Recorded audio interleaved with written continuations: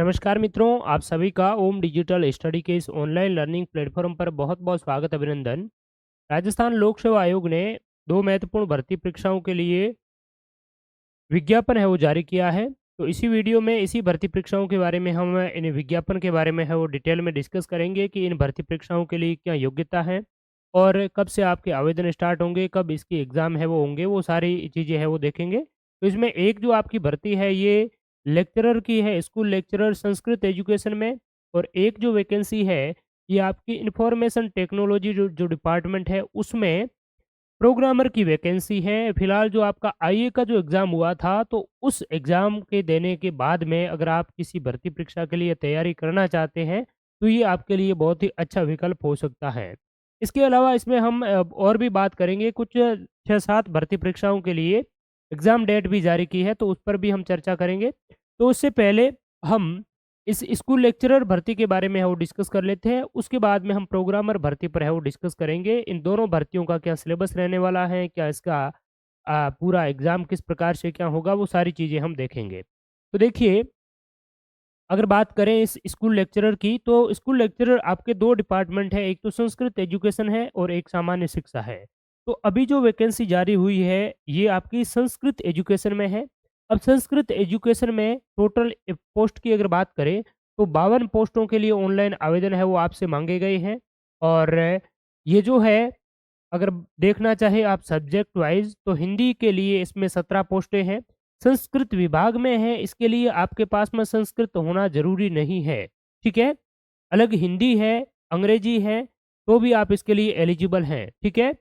अंग्रेजी की बात करें, तो अंग्रेजी के 11 हैं, साहित्य में 4 हैं। ये साहित्य, इसमें संस्कृत साहित्य ही आपका होगा। सामान्य व्याकरण की बात करें, तो ये आपके संस्कृत का है, ठीक है? और व्याकरण ये भी संस्कृत का है, यजुर्वेद भी संस्कृत में ही है, ठीक है? तो ये आपके सब्जेक्ट हैं मेनली। और एक राजनीति विज्ञान की 1 पोस्ट है और हिस्ट्री की 1 पोस्ट है, ठीक है? तो इस प्रकार से टोटल आपकी 52 पोस्ट के लिए ये वैकेंसी का नोटिफ़िकेशन है वो जारी किया गया है। इसमें अगर बात करें, तो आपकी योग्यता क्या है? तो योग्यता की अगर बात करें, तो इसमें second class post graduate degree in concerned subject with having minimum 48 marks with शिक्षा शास्त्री या बीएड डिग्री। तो इसमें आपकी सेकंड जो आपका क्लास है, यानी कि सेकंड डिवीज़न के साथ में आपने पीजी कर रखा है, यानी कि कहने का मतलब है एमए कर रखा है, ठीक है? इसके साथ-साथ में आपको, अगर संस्कृत से है तो शिक्षा शास्त्री की उपाधि आपकी ज़रूरी है, और अन्य सब्जेक्ट से है आप, तो इसमें बीएड आपके होना चाहिए, ठीक है? तो ये इसके लिए है।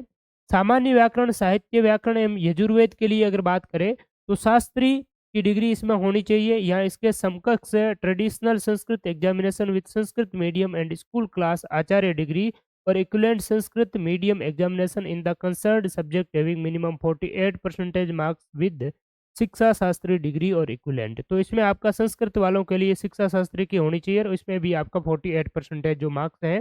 इसके साथ साथ में आपको देवनागरी स्क्रिप्ट का और राजस्थानी कल्चर का नॉलेज होना चाहिए। तो इसके लिए आपको कोई विशेष सर्टिफिकेट की आवश्यकता है वो होगी नहीं। तो ये इसके लिए एलिजिबिलिटी है। आपने बीएड की है, या अगर जिनकी बीएड अभी चल रही है, ठीक है?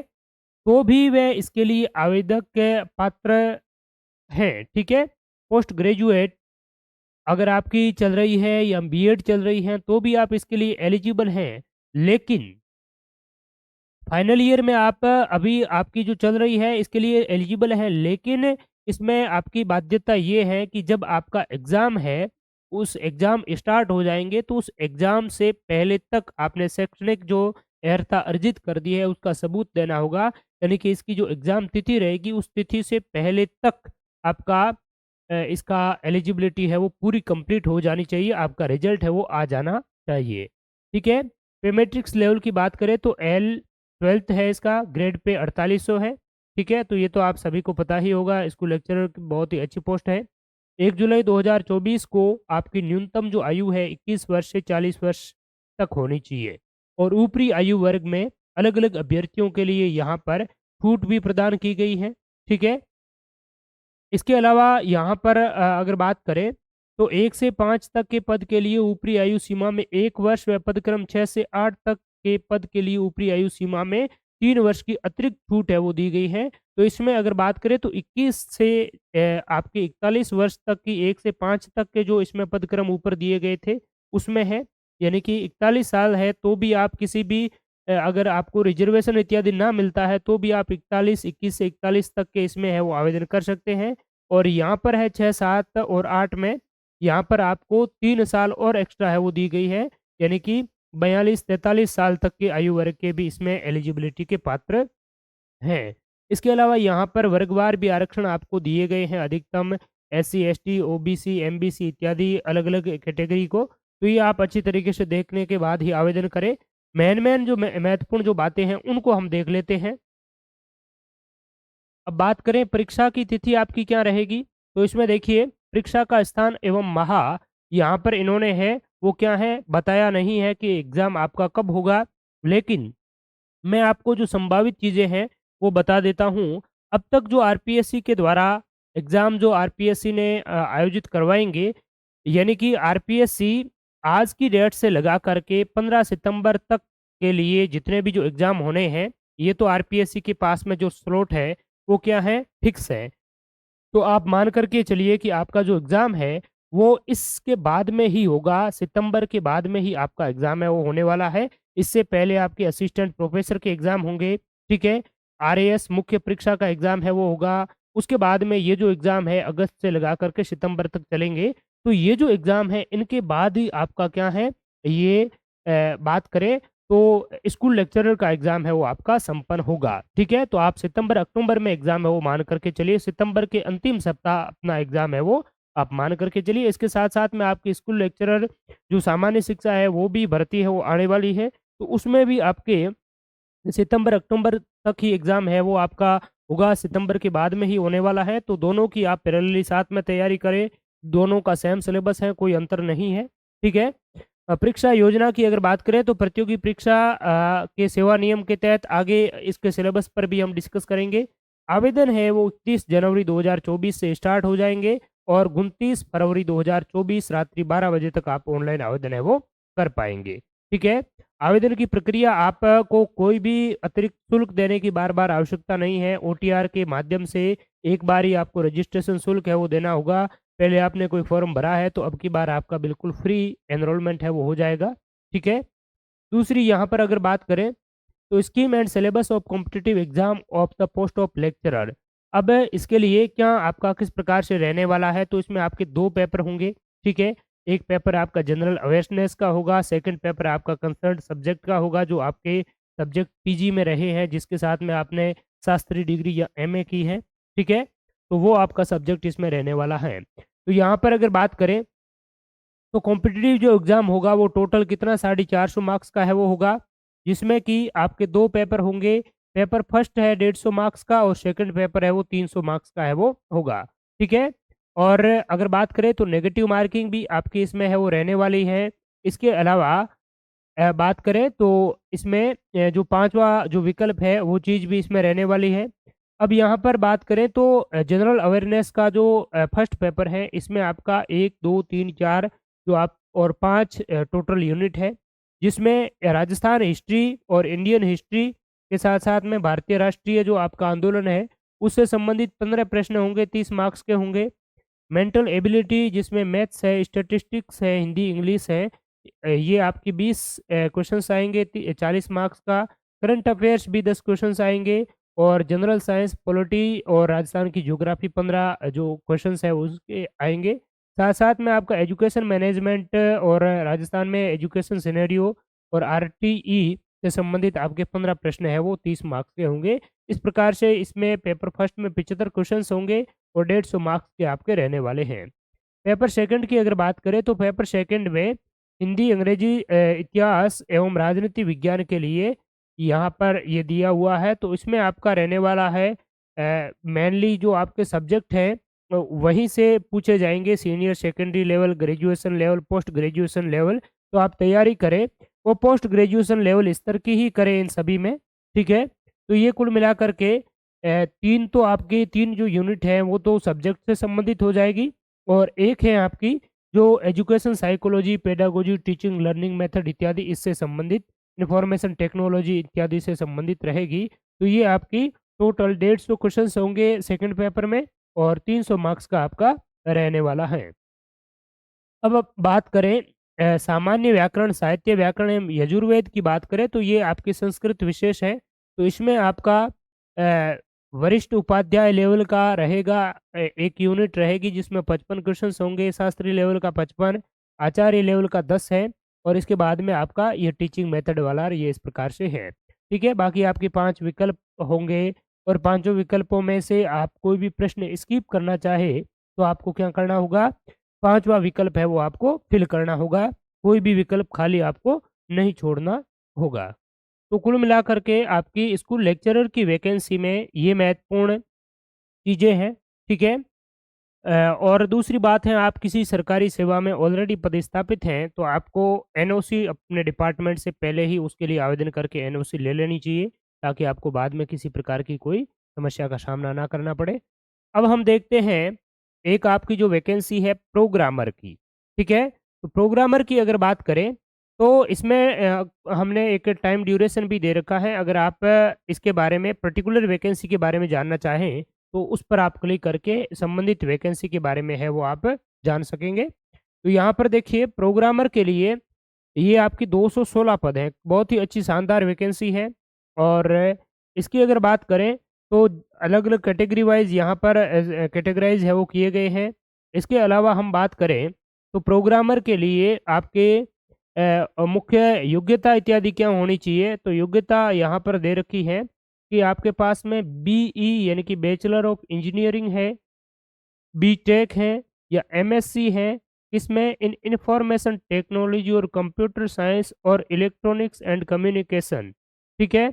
और MCA from a recognised university established by law in India और a qualification recognised as equivalent there to the government और एमटेक डिग्री इन इंफॉर्मेशन। यहाँ पर समझने की बात ये है कि इसमें किसी एक आपके पास में डिग्री है, इनमें से कोई भी एक है तो इसके लिए आप एलिजिबल हैं। अच्छे से समझने का प्रयास करें आप। यदि आपके पास में बीई की डिग्री है तो आप इसके लिए एलिजिबल हैं, ठीक है? या ये नहीं है तो आपके पास में किसकी डिग्री है? बीटेक की है तो भी एलिजिबल हैं, या एमएससी की है तो भी एलिजिबल है। लेकिन ये किस में होनी चाहिए? इन्फॉर्मेशन टेक्नोलॉजी में होनी चाहिए, ठीक है? किसमें? इन्फॉर्मेशन टेक्नोलॉजी में होनी चाहिए या कंप्यूटर साइंस में होनी चाहिए या इलेक्ट्रॉनिक्स में होनी चाहिए and communication, electronics and communication. तो इसमें ये जो 3 है बीई, बीटेक, एमएससी आपके पास में की हुई है, किसमें? इनमें से कोई एक है, आईटी में है या कंप्यूटर साइंस में है या इलेक्ट्रॉनिक्स एंड कम्युनिकेशन में है, तो आप इसके लिए एलिजिबल हैं। पहली बात तो ये हो गई। दूसरी बात है, अगर ये आपके पास में इनमें से एक भी नहीं है, बीई कंप्यूटर साइंस में या इलेक्ट्रॉनिक्स में या आईटी में नहीं है, बीटेक आईटी में या इन किसी में नहीं है, एमएससी नहीं है, तो अगर आपके पास में एमसीए है, ठीक है? मास्टर ऑफ कंप्यूटर एप्लीकेशन, ठीक है? किसी भी यूनिवर्सिटी के द्वारा आपकी एमसीए है, तो आप इसके लिए एलिजिबल हैं, ठीक है? तो ये एमसीए वालों के लिए हो गई। ये भी आपके पास में नहीं है, तो आपके पास में एमटेक की डिग्री है इंफॉर्मेशन टेक्नोलॉजी में, तो भी आप इसके लिए एलिजिबल हैं, या फिर कंप्यूटर साइंस में है एमटेक की, तो भी आप एलिजिबल हैं, या इलेक्ट्रॉनिक्स और कम्युनिकेशन में है, तो भी आप इसके लिए एलिजिबल हैं। तो आप अच्छी तरीके से इसको समझ रहे होंगे, ठीक है? एमसीए किस में होना चाहिए? एमसीए तो वैसे कंप्यूटर में ही होता है, तो एमसीए है तो एलिजिबल है, एमसीए नहीं है तो एमटेक है, किसमें? आईटी में या कंप्यूटर साइंस में है या इलेक्ट्रॉनिक्स कम्युनिकेशन में है, तो आप एलिजिबल हैं। इसके अलावा यहाँ पर बात करें from a recognised university established by law in India और a qualification recognised as equivalent there to by the government और MBA IT from university established by law. तो ये इसमें आपकी मेनली कही गई है। मोटे तौर पर समझने की बात ये है कि बीई, बीटेक, एमएससी होनी चाहिए किसमें? आईटी में, कंप्यूटर साइंस में या इलेक्ट्रॉनिक्स में, तो एलिजिबल है। अगर ये नहीं है तो एमसीए है तो भी एलिजिबल है। अगर ये भी नहीं है तो आपकी आईटी या कंप्यूटर साइंस या इलेक्ट्रॉनिक्स एंड कम्युनिकेशन में एमटेक है तो भी आप एलिजिबल हैं। अगर आपके पास में ये भी नहीं है तो फिर आप एमबीए किया हुआ है आईटी में तो भी आप इसके लिए एलिजिबल हैं। तो ये आपकी क्या है क्वालिफ़िकेशंस है, योग्यताएँ हैं। अब आप ये ना कह देना कि हमारे पास में बीए की हुई है, आरएससीआईटी है, हम एलिजिबल है या नहीं है, तो ऐसे अभ्यर्थी इसके लिए एलिजिबल नहीं है। इसमें कंप्यूटर की एक प्रकार की विशेष डिग्री की आपकी आवश्यकता रहती है, ठीक है? दूसरी बात है Devanagari script and knowledge of Rajasthani culture का आपको होना चाहिए और शैक्षणिक अर्हता की अगर बात करें, तो यहाँ पर अगर ये जो आपके पास में इनमें से कोई भी एक क्वालिफ़िकेशंस है और इसमें आप अभी ये क्वालिफ़िकेशन आपकी अपीयरिंग में है, अभी आप फाइनल ईयर में प्रवेश आप किए हैं और ये चल रही है, तो भी आप इसके लिए आवेदन कर सकते हैं। लेकिन जब आपका एग्ज़ाम होगा, तो उस एग्ज़ाम से पहले तक आपकी क्वालिफ़िकेशन है वो कंप्लीट हो जानी चाहिए, ठीक है? पे मैट्रिक्स लेवल की बात करें तो 12th है, 4800 ग्रेड पे है आपका। आयु सीमा की बात करें तो 21 से 40 साल तक के आयु वर्ग के अभ्यर्थी इसके लिए आवेदन कर सकते हैं। इसकी काउंटिंग आपकी 1 जनवरी 2050 से है वो होगी और चूँकि इसमें आपकी 2014 से एवं इससे पूर्व यानी कि 14 के बाद में इसके लिए ऐसी भर्ती के लिए कोई विज्ञापन जारी नहीं किया, इसलिए ऊपरी आयु सीमा में 3 साल की अधिकतम छूट दी गई है। यानी कि 1 जनवरी 2025 को ऐसे अभ्यर्थी जिन्होंने 40 से लगा कर के यानी कि 42 पार कर लिए हैं और 43 से कम आयु वर्ग के हैं, वो भी इसके लिए आवेदन कर सकते हैं। लेकिन मिनिमम जो आपकी एज लिमिट है, क्वालिफ़िकेशंस है, वो आपकी 21 ईयर की है, वो होनी चाहिए, ठीक है? इसके अलावा यहाँ पर अलग-अलग कैटेगरी वाइज़ भी ऊपरी आयु वर्ग में आपको 5-10 साल की वो छूट दी गई है, ठीक है? तो ये चीज़ें आप है वो यहाँ देख सकते हैं। अब हम देखते हैं इसके एग्ज़ामिनेशन के बारे में कब क्या होगा, वो देख लेते हैं। तो चयन की प्रक्रिया के अलावा ये भी देखते हैं कि चयन की प्रक्रिया क्या होगी, तो अभ्यर्थियों का चयन लिखित परीक्षा के माध्यम से रिटर्न आपका एग्ज़ाम होगा। उत्तर पुस्तिका के मूल्यांकन, स्केलिंग, मॉडर्नाइज़ेशन, नॉर्मलाइज़ेशन पद्धति को अपनाया जा सकेगा और संबंधित सेवा नियम के 25 के अनुसार आयोग द्वारा उपयुक्त पाए गए अभ्यर्थियों में राज्य सरकार की नियुक्ति प्राधिकारी के मेरिट के आधार पर आपका चयन किया जाएगा। यानी कि ऑब्जेक्टिव टाइप का एग्ज़ाम होगा और उसके बाद में आपका चयन है वो होगा। इंटरव्यू इत्यादि इसमें नहीं होना है। परीक्षा का महास्थान है वो आपको बाद में बता देंगे, लेकिन फ़िलहाल जो है मैंने आपको अभी पहले भी बताया कि अब तक सितंबर तक के जितने भी जो एग्ज़ाम करवाए जाने हैं, जिसमें आपके पुरालेख प्रतियोगी परीक्षा, सहायक पुरालेखपाल, शोध अध्येता, रसायनज्ञ, शोध अधिकारी, सहायक सांख्यिकी अधिकारी और सहायक आचार्य, ये जितनी भी जो वैकेंसीज़ हैं, इन वैकेंसीज़ के लिए अभी ऑनलाइन आवेदन चल रहे हैं। अगर आप इसमें से किसी के इच्छुक हैं, पात्र हैं, तो आप इसके लिए भी आवेदन कर सकते हैं। हमारे इसी यूट्यूब चैनल पर इस भर्तियों के बारे में आपको कंप्लीट जानकारी मिल जाएगी और कैसे आवेदन करना है, क्या इसकी योग्यता रहने वाली है। तो अब तक सितंबर के महीने तक, आज से लगा कर के सितंबर तक तो ये एग्ज़ाम आपका होना नहीं है। सितंबर के बाद में ही आप मान कर के चलिए आपका ये एग्ज़ाम है वो हो पाएगा और हो सकता है इससे पहले भी कोई किसी एकाध एग्ज़ाम के साथ में इसको है वो अटैच कर लिया जाए, लेकिन वो आपकी संभावना बहुत ही कम यहाँ पर लग रही है, ठीक है? यहाँ पर एक भी अगर संडे देखेंगे तो यहाँ पर आपको खाली नहीं दिखेगा। तो यहाँ पर आप मान कर के चलिए सितंबर एंड तक आपका जो एग्ज़ाम है, वो आप मान कर के चलिए इसका और जल्द ही ये परीक्षा तिथि भी जारी कर देंगे। ऑनलाइन आवेदन आप 1 फरवरी 2024 से है वो आप स्टार्ट हो जाएँगे और 1 मार्च 2024 रात्रि 12 बजे तक आप ऑनलाइन आवेदन कर पाएँगे। ओटीआर के माध्यम से ऑनलाइन आवेदन की प्रक्रिया पूरी तरीके से फ्री है। एक बार आपको रजिस्ट्रेशन शुल्क देना है, अगर आपने पहले कोई आवेदन किया है, तो इसके लिए आप जो शुल्क इत्यादि हैं वो दे चुके हैं, तो बार-बार आपको शुल्क देने की आवश्यकता नहीं है। दूसरी बात करें इसका इस प्रकार से आपका एग्ज़ाम का सिलेबस इत्यादि इस प्रकार से रहने वाला है। इसमें 2 पेपर आपके होंगे और दोनों ही 100-100 मार्क्स के होंगे और इसमें आपके बात करें तो 100-100 क्वेश्चन्स ही आई थिंक पूछे जाएँगे। 2 घंटे का इसमें आपको 2-2 घंटे का है वो समय मिलेगा, ठीक है? अब मिनिमम क्वालिफ़िकेशंस की बात करें तो candidate who obtain a minimum of 40 percentage mark in the aggregate for the written examination shall be considered to have been obtained qualifying marks at the written examination, but the minimum qualifying marks in the written examination for the candidate below belong to scheduled caste SC ST 36%, the commission appointing authority may there its discretion award grace marks up to 3 in the aggregate। देखिए, इसमें अगर बात करें तो आपकी minimum जो क्वालि इसमें जो परसेंटेज इत्यादि जो है वो क्या है, 40% है, वो आपके रिटन एग्जाम में है वो होने चाहिए। ठीक है, 40% रिटन एग्जाम में कम से कम आपके होने चाहिए और ये एग्रीगेट है, यानी कि दोनों पेपरों में 200 में से 40% जो मार्क्स है वो आपकी मिनिमम होनी चाहिए। एससी एसटी और जो शेड्यूल कास्ट इत्यादि है, ट्राइब्स कास्ट, इनके लिए आपके 36% जो मार्क्स है वो आपके क्या है, मिनिमम क्वालिफाइंग मार्क्स है वो लाएंगे। तो ये आपके लिए एग्रीगेट है दोनों में। ठीक है, अब देखिए आपके पेपर में क्या पूछा जाएगा। स्कोप ऑफ पेपर, जो पेपर फर्स्ट है ये ज़्यादातर लगभग आपका आईए का जो पेपर फिलहाल करवाया था ऐसा ही इसका सिलेबस है वो दिख रहा है हमें। Reasoning test and numerical analysis and general knowledge, तो इसमें आपका रीजनिंग है और इसके अलावा कुछ आपका डाटा इंटरप्रिटेशन संबंधित जो लॉजिकल रीजनिंग है, यहाँ से सवाल है वो आपसे पूछे जाएंगे।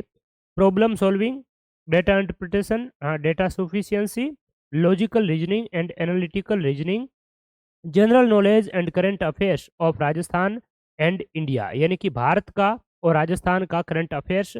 अगर फिलहाल वाले पेपर में देखेंगे तो आईए के एग्जाम में कर्मचारी चयन बोर्ड ने इस बार काफ़ी कबाड़ा कर दिया था। राजस्थान जनरल नॉलेज के क्वेश्चन है वो आपको ना के बराबर देखने को मिले, ज़्यादातर आपको करंट अफेयर्स और इसमें उलझा दिया था रीजनिंग मेंटल एबिलिटी में। तो आप अगर आईटी से है, इस सेक्टर से हैं, साइंस से हैं, तो लगभग बीटेक इत्यादि हैं, तो आपने ये जो आपका रीजनिंग और डाटा इंटरप्रिटेशन ये आपका अच्छा ही होगा। ठीक है, तो इन पर ज़्यादा आप फोकस करें। जीके वाले प्रीवियस पेपर्स है अच्छी तरीके से देख लीजिए। ओम डिजिटल स्टडी मोबाइल एप्लीकेशन पर कंप्लीट जीके का आपको कोर्स भी मिल जाएगा, जो इसी एग्ज़ाम के लिए नहीं, इसके अलावा भी बहुत से एग्ज़ाम्स हैं उनके लिए आपके काफ़ी हेल्पफुल रहेगा। इसके अलावा डीबीएमएस से संबंधित आपके यहाँ पर पूरे है वो दिए गए हैं, एसक्यूएल वगैरह वो सारी है चीज़ें हैं। ठीक है, और data communication and computer network से संबंधित पूछे जाएंगे, तो ये आपका पेपर फर्स्ट है। पेपर सेकंड की बात करें तो सिस्टम एनालिसिस एंड डिज़ाइन है। ठीक है, तो इसके लिए कर्मचारी चयन बोर्ड का जो पेपर हुआ था कंप्यूटर इंस्ट्रक्टर का, कंप्यूटर टीचर के, वो पेपर्स भी आप ज़रूर देखिए, तो उसमें काफ़ी लेवल वाले सवाल आपको देखने को मिलेंगे कंप्यूटर से संबंधित। कुछ आरपीएससी के और प्रीवियस एग्जाम्स के जो क्वेश्चंस है वो आप ज़रूर देखिए, ताकि इससे संबंधित कैसे सवाल आते हैं वो आपको पता चल पाएगा। तो ये आपका मेनली इसमें प्रोग्रामर के लिए सिलेबस और इसका एग्ज़ाम के लिए कंप्लीटली चीज़ें हैं हमने डिस्कस की। इसके अलावा यहाँ पर बात करें तो 5 जो आपके विकल्प है, अब सारे राजस्थान के जितने भी एग्ज़ाम्स हैं उसमें 5वें ही विकल्प आपको 5 ही गोले हैं वो देखने को मिलेंगे। ठीक है, तो ये आप है वो यहाँ पर देख सकते हैं। तो यही चीज़ें हैं मेनली इसमें। इसके अलावा एग्ज़ाम डेट के लिए जैसे ही नोटिफ़िकेशन आएगा तो मैं आपको क्लियरली हो बता दूँगा। तो thank you so much all of you. बहुत-बहुत धन्यवाद आपका। और अभी फ़िलहाल गणतंत्र दिवस के विशेष जो आपका राष्ट्रीय पर्व है, उस पर ओम डिजिटल स्टडी लर्निंग एप्लीकेशन के सभी कोर्सेज़ टेस्ट सीरीज़ पर लगभग 70% तक का डिस्काउंट ऑफ़र है वो चल रहा है। तो आप किसी भी प्रतियोगी परीक्षा की तैयारी करें, तो राजस्थान सामान्य ज्ञान का कॉमन जो बैच है, सभी एग्ज़ाम के लिए इक्वली यूज़फुल है, तो वो भी चल रहा है, उसमें आप ज़रूर एनरोल कर सकते हैं। टेस्ट सीरीज़ भी है नामात्र के शुल्क के साथ में, तो वो भी आप एनरोल कर सकते हैं। तो thank you so much all of you. इसके अलावा जो आरपीएससी के अपकमिंग जो एग्ज़ाम्स हैं, इनके लिए भी इन्होंने ये जो शेड्यूल डाला हुआ है, तो ये मैंने आपको पहले भी बताया था। ठीक है, तो ये आप आज की आरपीएससी की महत्वपूर्ण भर्ती परीक्षाओं से संबंधित नए विज्ञापन से संबंधित जानकारी। Thank you so much. जो भी एलिजिबल हैं और भी आपके कोई डाउट इत्यादि हो, तो आप कमेंट सेक्शन में ज़रूर बताएगा। Thank you so much all of you.